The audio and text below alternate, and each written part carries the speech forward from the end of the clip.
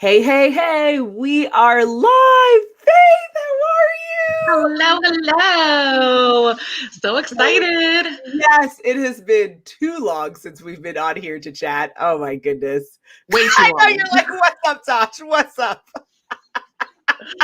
Oh my gosh. It's been over a year I know. at Well, least. listen, it's been a wild, wild year. And that's exactly what we're going to be talking about. We are going to be talking about uh, life after 1 year after COVID. So, are you ready for a dynamic combo? Yes, I'm ready. Alrighty. Well, with that, let's just kind of get everyone acclimated. We're going to talk about introductions of who's this beautiful woman you see, Faith. We're going to talk about COVID-19 because it applies to everyone on the planet. We're going to talk about our lessons learned and some words of wisdom. So, without further ado, let's get into introductions. Faith, who are you, my beautiful love? Hello, hello. Yes, I'm Faith. I am a plus size model, influencer, artist, a little bit of everything. I do blogging, all things fashion, mental health awareness, and just beautiful things. So I am from New Jersey. I work in New York. Before COVID, I was in LA a little bit. Yeah. And yeah, that's pretty much Incredible. me. Okay, yes. And so if you want to know more about Faith, go to faithcosta.com. Her website is beautiful. You can see more about her modeling. She's worked with, do you want to name drop some brands you've worked with? Sure. Yeah. I've worked with Torrid. I worked with Dia & Co. I walked for Macy's and New York Fashion Week. Lots of indie brands, names that you probably do know, maybe some that you don't. So yeah, check me out. Absolutely. Absolutely. And then, of course, if y'all don't know me, where are you at? That's so shameful. Yeah. I am the founder of Dress Your Mate. It's an online platform essentially that's dedicated to creating blog content and coaching services. And for me, my main drive for why I started what I do is over 6 years ago, I started Dress Your Mate, and I really wanted to create a safe space to teach women how to think with clarity, present with confidence, and live with purpose in everything that we're doing. And so if this, I put out content, whether it's for personal development, professional development, and really doing programs like this is, really drives my soul because speaking to beautiful and memorable and magnetic women like Faith is an honor and a privilege each and every time I get to do something like this. And I know that from this conversation, people are going to be able to take something with this and really have a better day and hopefully a better life. And so if you're interested in my coaching, I focus on media, career, and accountability. Go to dressyourmate.com. And that's enough about me. I think we have to get into COVID-19. So first, before we get into like a year later, would you like to share kind of like your synopsis of, your experience? Because again, being in New Jersey, right? It's a specific part of the country that dealt with it in a very interesting way comparatively to, where I was in Arizona. So why don't you start, Faith? Right. So this obviously hit, I think, us all like a ton of bricks. Yeah. None of us really saw it coming. We had to get acclimated very quickly to what was going on and with little information that we did have. So when we first went into lockdown, me and my family were dedicated to keeping ourselves and each other safe. I live with my parents and, they are a little bit older than me, right? So, Yeah. I want to make sure that I wasn't going out and bringing anything home to make them sick. Really to just, again, protect ourselves and each other. Yeah. I'd say those first few weeks seemed really hopeful. It was, I have my book list that I'm going to read. I'm going to do this. I'm going to do this. Everyone was baking bread. It was great. And so I think that though wore off a little bit more quickly than we had anticipated. And it really, I think, the effects of everything, I think being so isolated, not being able to go out, my career really got put on hold. I wasn't able to travel, which I strictly did for work. So I wasn't able to go to castings. I wasn't able to book my regular jobs. I Wow. was fully isolated. Mm. Um, and for me, as a person who has mental illness and struggles with mental health and is a mental health awareness advocate, Yeah. I think it especially added on top of that. And I know for a fact that it affected others the same way. Mm-hmm. Um, so this whole year and in this area, kind Mm-hmm. of seeing again, I truly this whole year have been very safe. I haven't gone to any restaurants. I have barely Wow. seen any friends, only like when vaccinated now. And, but, seeing people not wear masks and not do the Yeah. things that we should be doing just as decent people, I kind of Mm-hmm. think. And Mm-hmm. like it's the most selfless thing that you can do is to wear a Mm. mask and to like protect, and it's not about us, it's about protecting each other and being Yeah. empathetic. And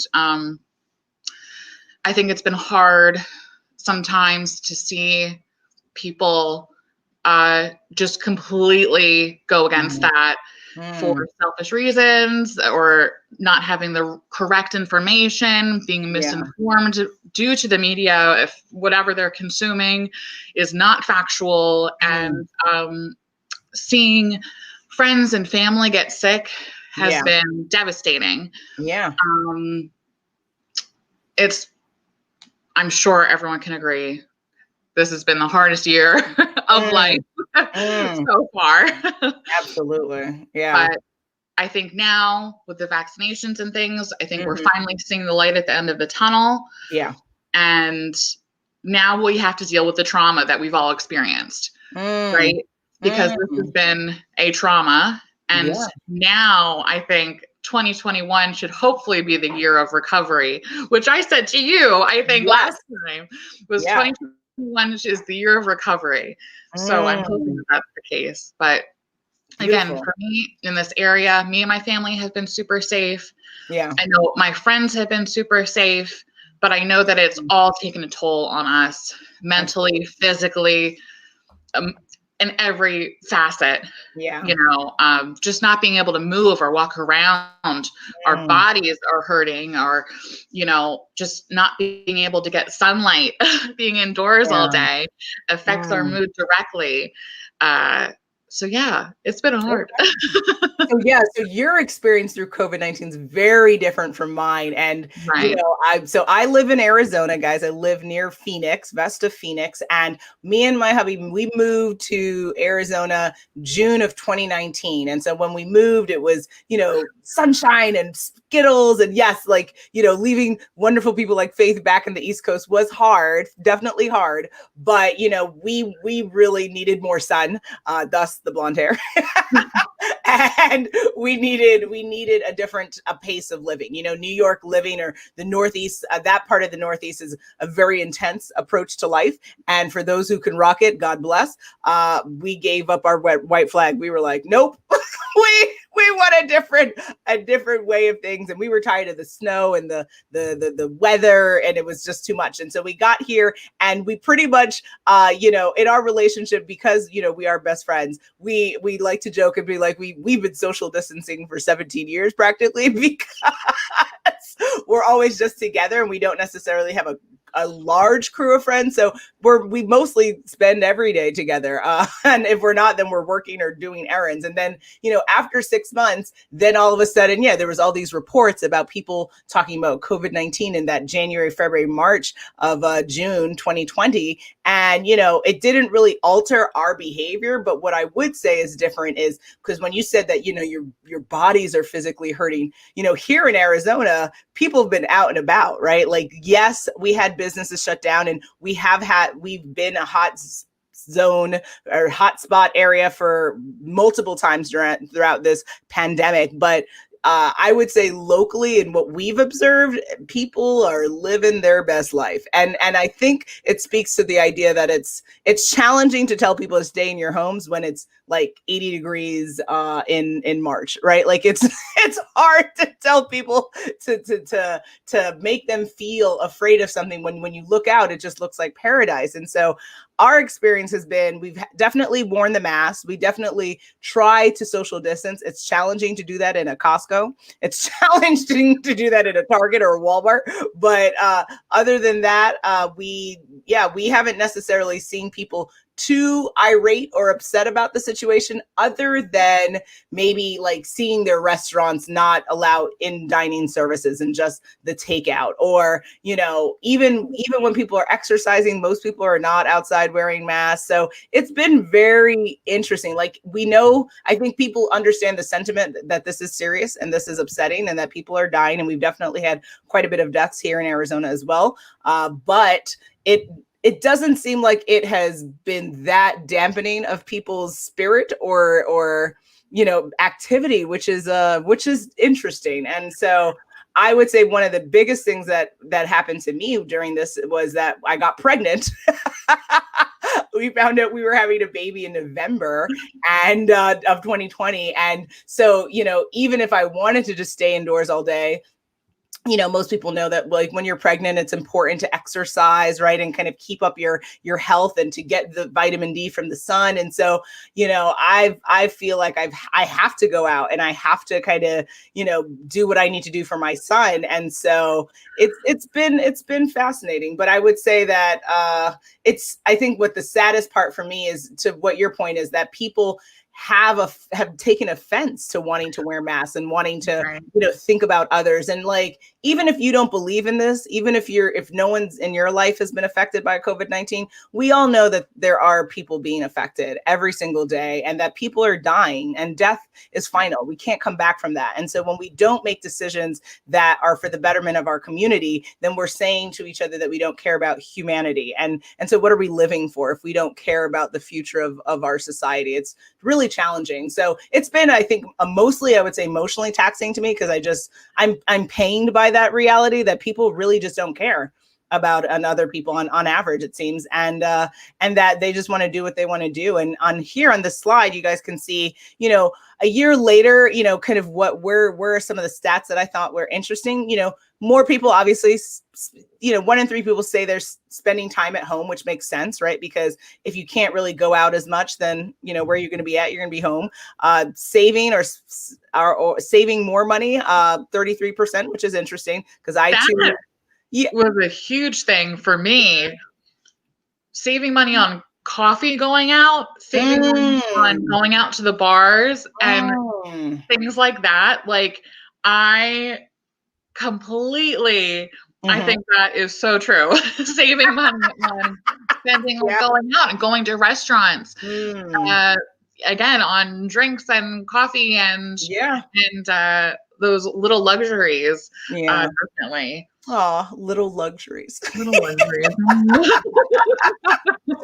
It's true, though. Yeah. I miss being able to go out to the bar with my friends on a Friday night and have fun, and to be young again. See, how did I spend my Friday night? I spend it in bed playing Mortal Kombat and passing out at 7:30 in the evening.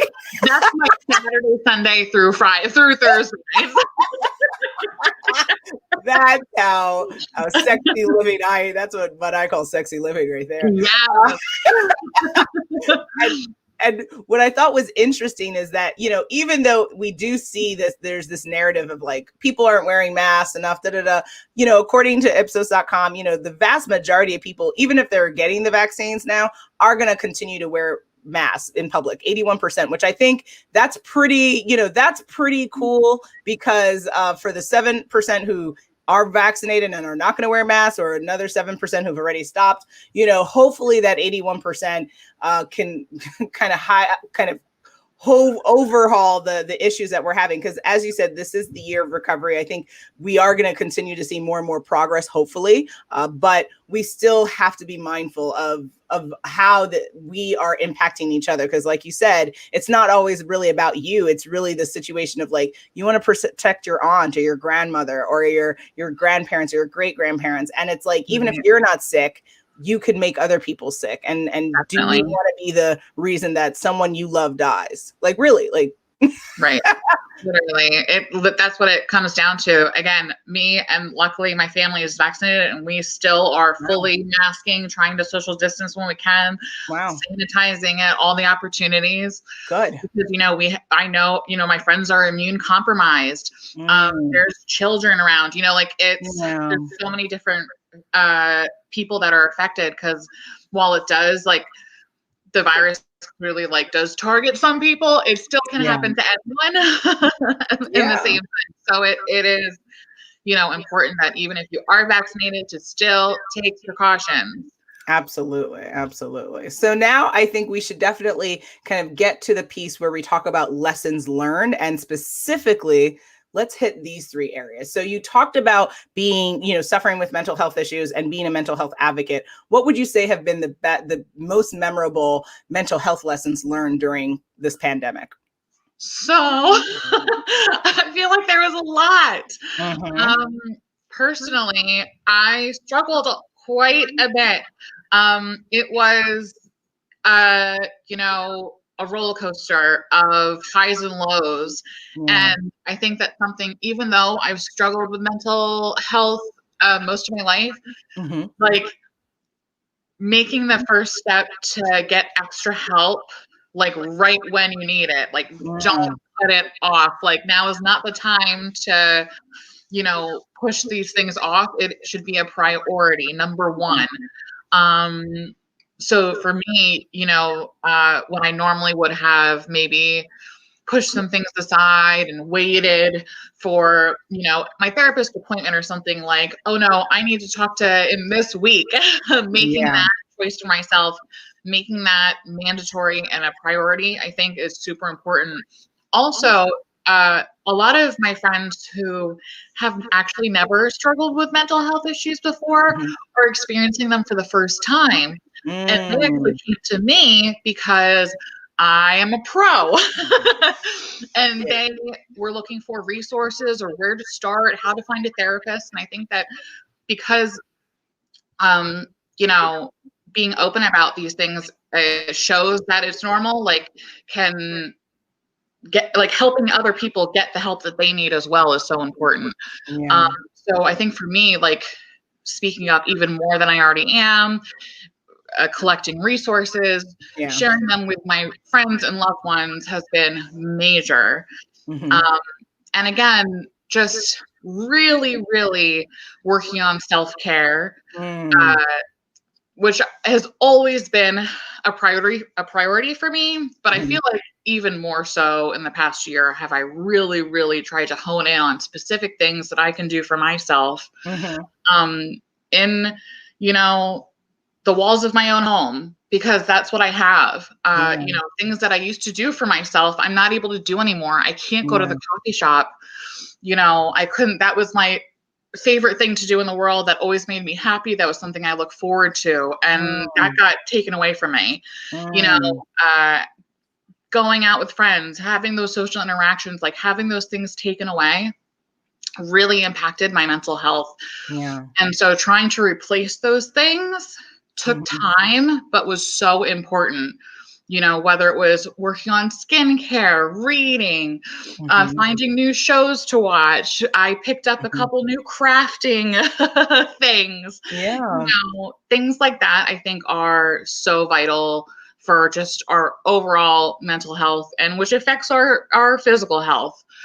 So if you or someone has been struggling, especially during COVID, don't wait anymore.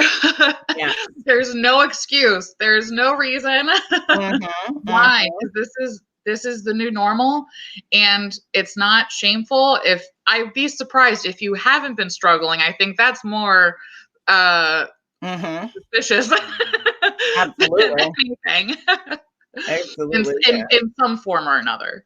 Yes, I Love, love, love, love that honesty and transparency. And so for me, and we've talked about this before, but for folks who haven't seen these conversations, like mental health has always been a really interesting space for me because growing up, it wasn't welcomed in our household, right? It wasn't, the idea of saying it's okay to not be okay wasn't a thing in my contextually and how I grew up in my household. And so I learned about that as I got older and obviously working with different people. And, for me, I would say, the biggest mental health lessons I learned probably is a mix between being pregnant and then dealing with COVID. So with pregnancy, and I think most people, hopefully if you're honest enough with yourself and you're self-aware enough, I think most people would argue that they at some point in their life have dealt with mental health, right? And so for me, the mental health issues mostly that I have dealt with has been anxiety or definitely, bouts of depression and not feeling adequate enough and not feeling good enough and powerful enough or capable enough. And so I think one of the things I try to really hone in on is with COVID-19, similar to how you said it impacted your business, a lot of businesses were impacted, right? And trying to not be fearful about like, oh, well, should I move forward with this project because people are dying or people are suffering? Are they really going to be interested in right? And so that was something that I had to deal with. Also, this whole changing of my identity of like, wow, so I'm going to go from being Natasha to like mom and everything that Natasha did. Can I handle this? Can I do this? Can I do this during a pandemic? Right? Because we're still not over the hurdle fully yet. And so what does that mean? And am I going to be good enough to do this? And am I, is my kid going to like me and love me? And am I going to be good enough for the job? And, am I worthy enough? All of those stuff. So I think releasing and just saying, I'm just going to take today and just going to try to do my best today. And if I didn't do my best, instead of shaming myself or trying to speak like bad words over myself, understand, well, if I didn't like how today went, how would I make tomorrow better? And just being forward thinking and also trying to praise myself more. And it's okay if you didn't get enough done, because also what I've seen is that with COVID-19, people are like, I'm not wearing pants anymore. I'm not accomplishing things anymore. Like they just kind of a bit more in the just defeatist path and just like, no, like it's okay. Even if you had 7 things you needed to get done and you only did 1, be proud of the 1 things you did. So that was like fear and like releasing from expectations and just being present was some of the things I focused on. But it's been challenging because to your point, yeah, you don't necessarily, I generally don't have a lot of people to talk to. And so COVID doesn't necessarily add to that, like make that better. And so, yeah, and I'm not necessarily particularly close to, like you're really close and embedded with your family. I'm not necessarily. So, it's been interesting. It's been a very isolating experience. And it really, I think, forced me to like ante up and like figuring out how to be a self-soother, right? Like how babies learn to, when they have to like cry themselves out and just like kind of release that, like being in this situation as an adult of like, how do I self-soothe? And what does that mean for me at 34 years old? What does that mean for me as a mom to be? What does that mean for me as, a Black woman in this world dealing with, George Floyd and everything, like what does it mean to figure out my own internal peace? Because it has to be unique and defined for you. No one else can give that for you. So those are some of the things that I focused on, which is a lot. I know that's like a whole other conversation. It's a lot though. And hey, crying it out sometimes is what you need. I do it maybe at least once a month. Yeah. Oh yeah, definitely. Having a good cry. Yeah. Is so cleansing. It's good for your skin and it's detoxing and it's great. So if that's what you need, then that's what you need.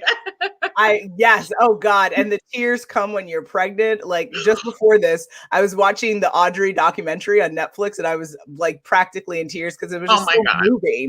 So her life story and who she was and the trauma that she dealt with. So if anyone's in the mood to watch something that makes you want to cry, I would recommend. My mom just watched it and told me to watch it. I'll have to now. Yeah.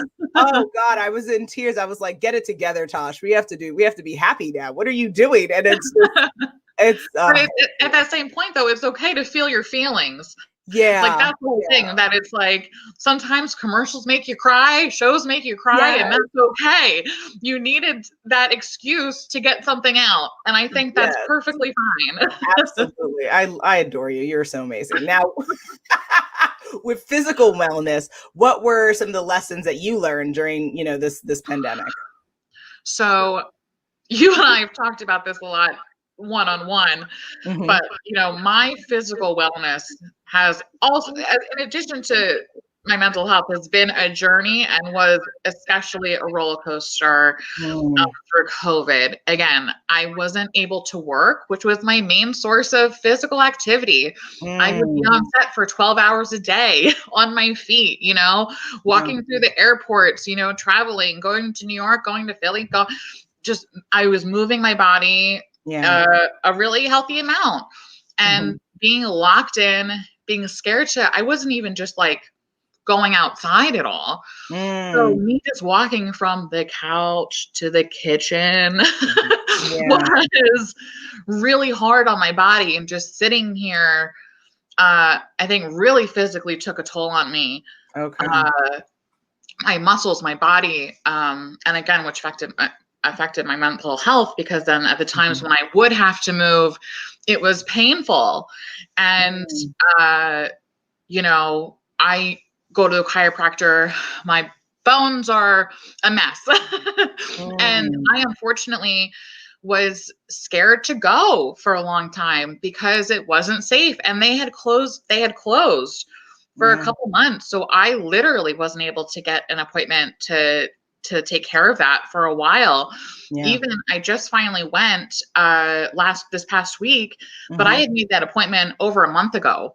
Wow. So it has been a struggle, but Yeah. now thankfully things are kind of getting back in motion, and really knowing that I have to force myself to move. I have to force myself to take care of my body just as I take care of my mental health.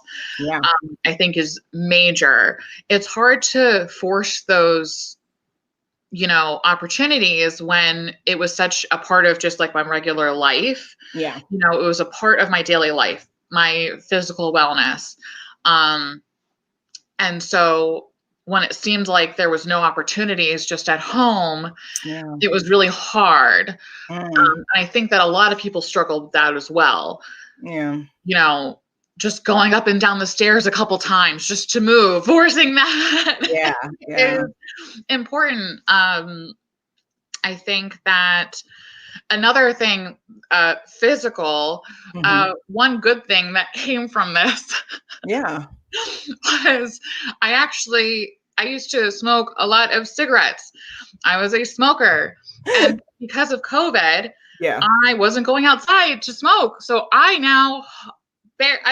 don't really smoke anymore, Wow. which That's has been a really incredible. good thing for my physical health.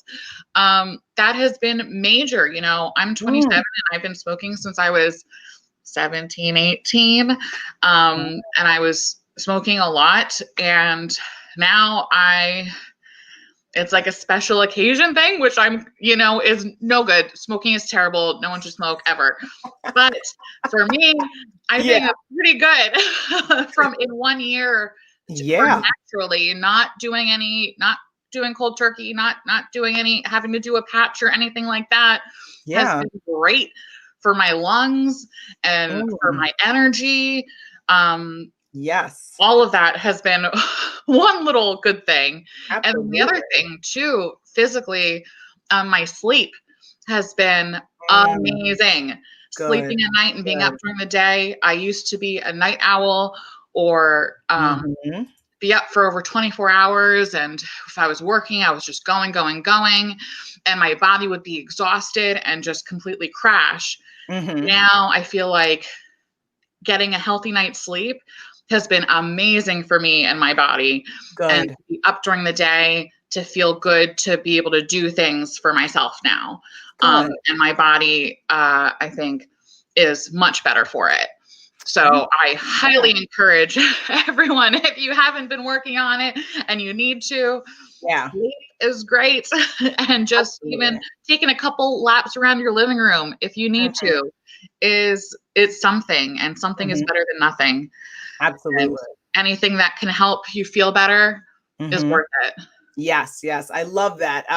There's so many gems you drop right there. I think for me, I would say before I got pregnant, I was on this like journey of like trying to lose weight, and I was, getting more fit. I was walking anywhere between 10 to 20,000 steps. I was, kicking butt and taking no prisoners. And then little one made his appearance and totally shifted things for me.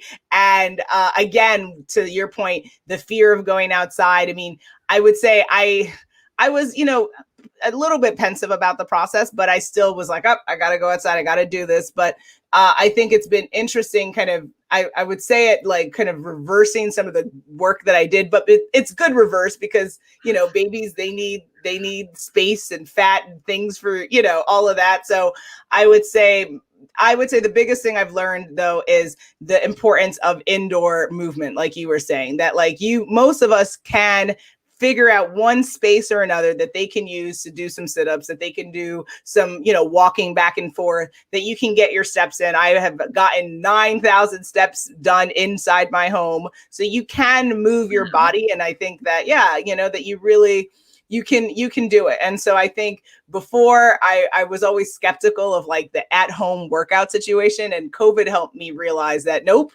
like when circumstances change, you too can change if you want to, but you just have to put the time and, make sure you do the work. And so I think I'm grateful for that lesson because it was like put in my face of like, even if you can't go outside, doesn't mean you can't do what you need to do. Right. And just get to it, and stop with the excuses because more of us had time. We had more time. I mean, I've been working and doing a million things because I'm very Jamaican.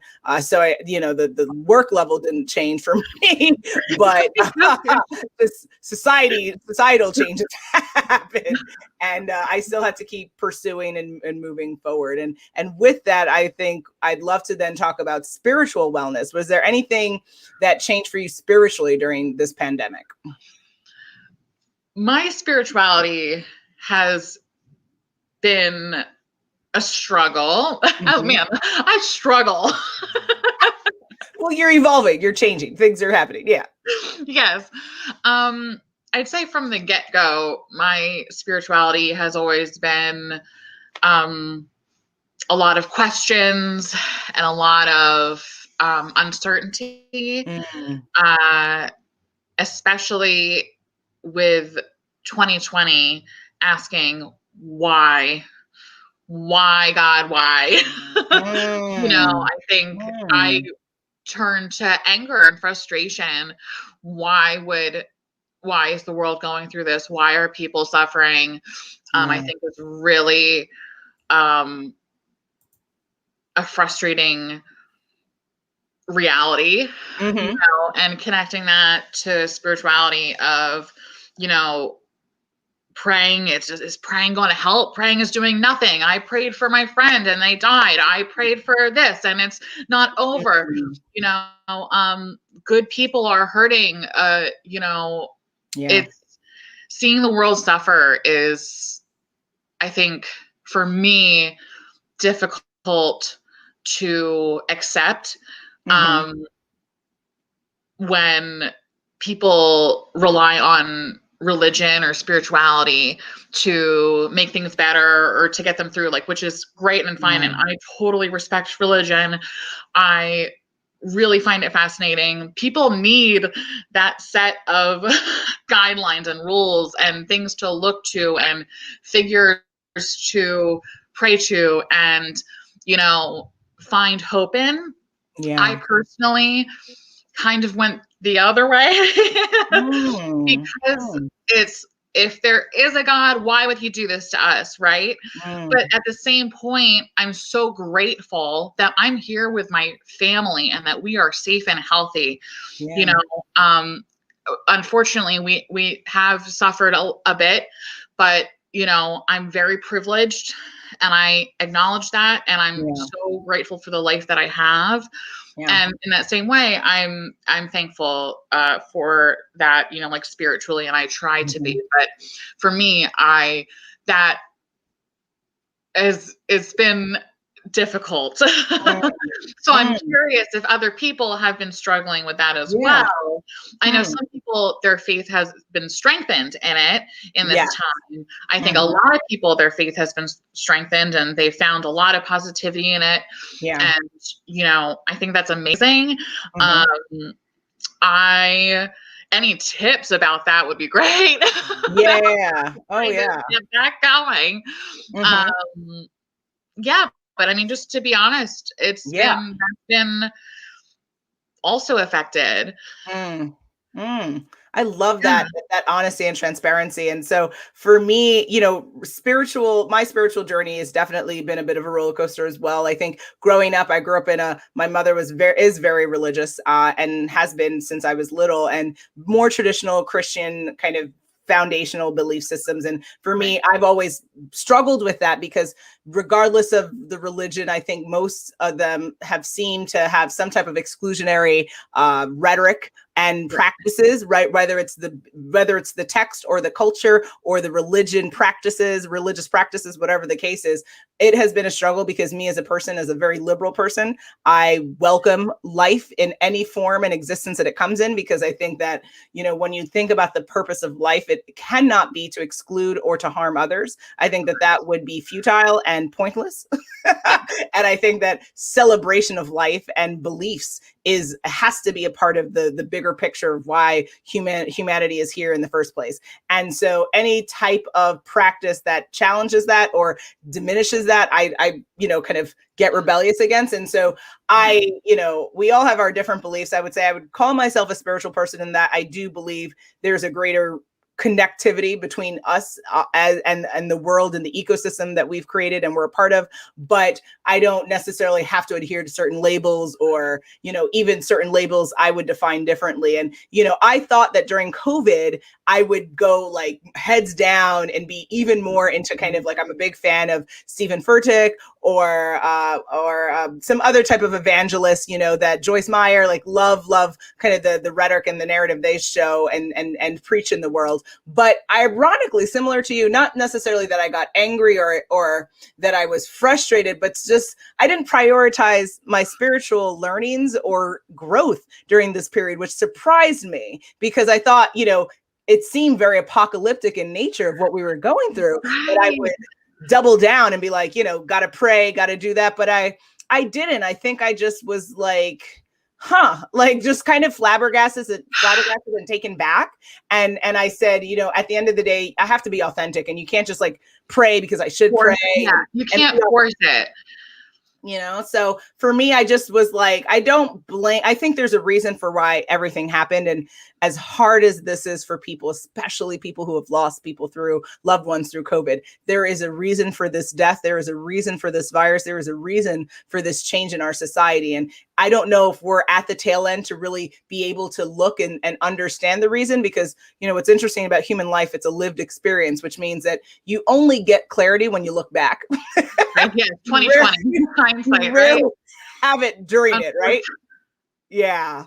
So it's interesting. I don't think we're at the look back stage where we can say, this is why this happened, or and there have been some positive growths from this, right? I like the fact that we are bigger into sanitation now, and that cleanliness is a bigger priority in our society, because that I don't necessarily know I saw that growing up as much as now. I see that, yeah, we have to be clean and cleansy and really think about what we're touching and how we're touching. And I'd like that to continue into our society as we go forward through this.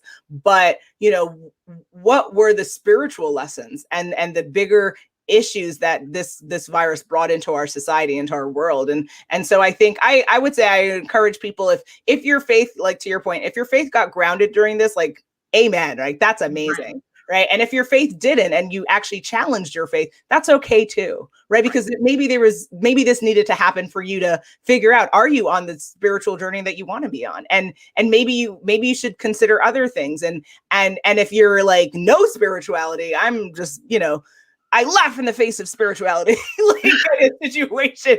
Okay. Right. Like, but be open enough with yourself to experience that and to explore it. And again, not shame yourself, that like, there's not one way to live, and there's not one way to believe, and there's not one way to spiritually grow in this world. So just be open. 100%. And the other thing I would say about the spirituality, I think that was difficult during the past year, and I think in general, is seeing religious groups be so hateful. Mm. Yeah. I think that physically seeing people be so hateful, praising the Lord, I think was beyond toxic and really hurtful and dampened my spirituality in a lot of ways, because why would I want to associate with something that the people who support it are out here, literally killing people, literally protesting against everything that I think is fundamental in life, right? LGBTQ plus community, Black Lives Matter. Right now, the Asian community, I think it's all these religious people and groups. And so I think that literally seeing it on the news is people protesting with the signs, and it's literally blasphemous. Yes. And so that comes from they seem to put it on, make an excuse that it's for religious reasons and that you're going to hell and that you're a bad person, right? If you are any of these things. And I think that is so contradictory, just in the Bible itself. So it's again, I think that's been hard, I think, for a lot of people to see. Yeah. And I think that even people who then share those same religions as those people, I'd imagine that that's hard to see, as Christian Catholic, seeing Christian Catholic people doing and saying these things and saying that this is what we learned in church. This is what God wants. And it's like, no, that's not my God. I don't know whose God that is, but that's not mine. So it's hard. And again, I think it's great if your faith was strengthened. If not, that's okay too. But I think be aware of it, I think is really important, because it has affected all of us, either personally and economically and socially. Yes. For a fact, 100%. Absolutely. Yeah. Just encouraging people, I think, from this conversation, and to just think about, what do you want out of this world, and how would you want to be treated? Even if you're not a person of color or a person of a different faith, would you want people to harm you? Would you want people to come after your children and your family? And just trying to put yourself in another person's shoe and really see what you're doing, how that would impact them, and to give each other grace, right? Just because you don't understand something or even relate to it doesn't mean it needs to be damned or harmed or eliminated, right? That we're all different for specific reasons. If we were meant to be the same, we would be the same. So obviously we're not. So what is the lesson here? What is the deeper thing that we can get from each other, which lends perfectly to kind of wrapping this up in the sense of, okay, we're in 2021, the year of recovery as coined by Faith. What are we doing for the rest of this year and beyond? Again, I think our priority should be recovery. For right now, our first priority should be recovery, that whether that be ourselves and each other. And then planning ahead, because life is going to go on. The world has not stopped, though it felt like it did for a moment. It is not over. Life is not over. We will be able to go out and live our lives again, just as we did, and hopefully better. I think that all the things that we learned, right, with our mental health, our physical health, spiritually, we need to take all of that and not just leave it behind and say, oh, those were just coping mechanisms. But no, these are now ingrained in our lifestyle. And it should be for the better. So I think that if you've learned anything, whether it just be, again, working on your self-care just a little bit, whether it be, checking in with your friends or loved ones to make sure that they're okay, whether it be, making sure that you're getting your physical activity in for the day, continue. Don't stop. Do not stop. Keep washing your hands, wear your mask, do the things you love to do, protect yourself and others. Yes. You know, again, life is not over. There's so many opportunities. You know, I think even just, I mean, again, socially, I hope that I get to see you again. I wanted to hug you. Yes. Oh God, I want to hug you too. Hug my friends and to, you know, just in the fashion world, I can't wait to go to a runway show. I can't wait to go to events and to, you know, even, you know, work is starting to happen again. I'm so excited to be back on set and kind of see life come back, but we have to remember where we were and where we are right now, I think is really important because this is, while this was tragic, it still was a learning experience, I think. Yes. Absolutely. So remember to be kind to yourself, be patient. I think that's the other thing is learning patience through this has been a process because right in the beginning it was, oh, we're just quarantining for 2 weeks and then it'll be fine by April. Then it was May. Then it was the summer. Then it was the fall. Now we're like, it's forever, but it's not. It's not. It is not forever. It got prolonged. But it is not forever. Absolutely. This is temporary. I love it. We are stronger because of it. Yes. Oh, so many words of wisdom and gems dropped there.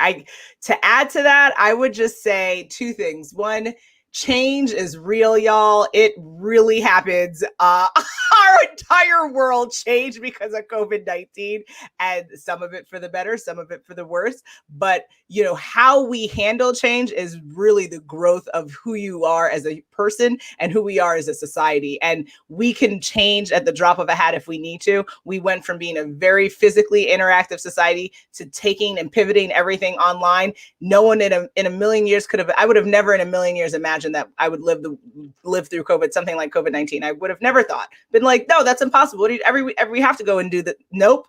Change happens, right? And how we react to it and how we respond is the testimony of the power of what man and human beings can really create to do in this world. And so take a step back and, you know, slap ourselves on the back of like, wow, that's incredible. And yes, we haven't done it perfectly. And could we have done things better? Of course we could have done things better, but there were lessons learned along the way. And to your point, how are we going to continue the growth and progress in the future? And I guess the second thing I would say is, please believe in yourself, right? And believe that there is good coming your way. I mean, even through COVID-19, I mean, I feel so incredibly blessed to be starting a new chapter in my life of becoming a mom and you know, the love I feel for this little person growing and kicking me right now is remarkable. And I'm so excited to see what this next part of my life and journey entails. And that such beautiful things like life and creationism. I mean, there's some people who became millionaires and billionaires during COVID. There are people who started new businesses, that changed family structures. Like beautiful things did happen during this. And so we can't lose sight and lose moments of gratitude because of the horror and the trauma, because yes, this has been and will be probably one of the most traumatic experiences we have ever lived through as people. But there were beautiful things that also happened. And so let's not be grateful, because gratitude is the only attitude of choice that we need through the ups and through the downs. And that's where it's more important to be grateful, not just when you're winning,